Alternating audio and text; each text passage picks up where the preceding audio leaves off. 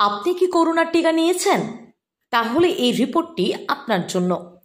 Corona টিকার পার্শ্ব প্রতিক্রিয়া নিয়ে যখন উদ্বেগে সবাই, সেই সময় বড় সিদ্ধান্ত ভ্যাকসিন প্রস্তুতকারক সংস্থার।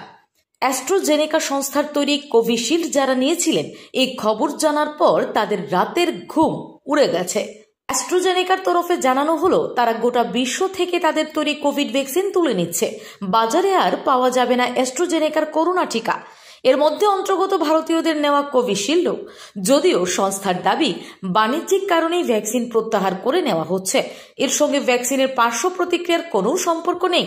অ্যাস্ট্রাজেনেকা সংস্থার তরফে বিবৃতি জারি করে জানানো হয়েছে, করোনার ভ্যাকসিন আর তৈরি করা হচ্ছে না, এর সাপ্লাই বা বন্টনও করা হচ্ছে না। বাণিজ্যিক কারণেই সংস্থা সমস্ত দেশ থেকে করোনা টিকা প্রত্যাহার করে নেওয়ার সিদ্ধান্ত নিয়েছে।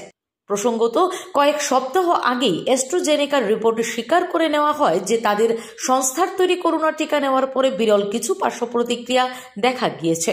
থ্রোম্বোসিস থ্রোম্বোসাইটোপিনিয়া সিন্ড্রোম নামক এক ধরনের পার্শ্ব প্রতিক্রিয়া দেখা দিচ্ছে, যেখানে শরীরে রক্ততঞ্চন বা রক্ত জমাট বেঁধে যাচ্ছে। এই পার্শ্ব প্রতিক্রিয়া অতি ভয়ঙ্কর। এর জেরে হার্ট অ্যাটাক অবধি হতে পারে, মানুষের প্রাণও যেতে পারে।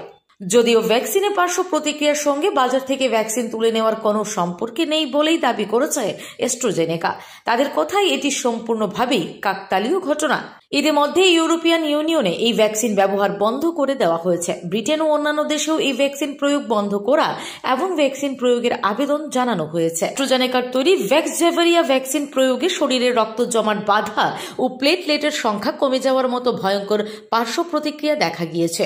ব্রিটেনে কমপক্ষে 81 জনের মৃত্যু হয়েছে এই উপসর্গ নিয়ে। Bureau report, PV north east.